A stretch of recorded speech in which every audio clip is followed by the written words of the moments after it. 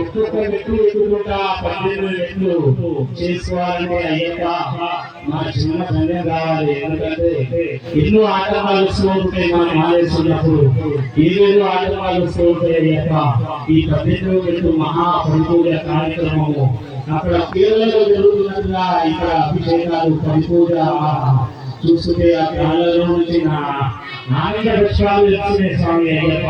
Swamy Ayyappa.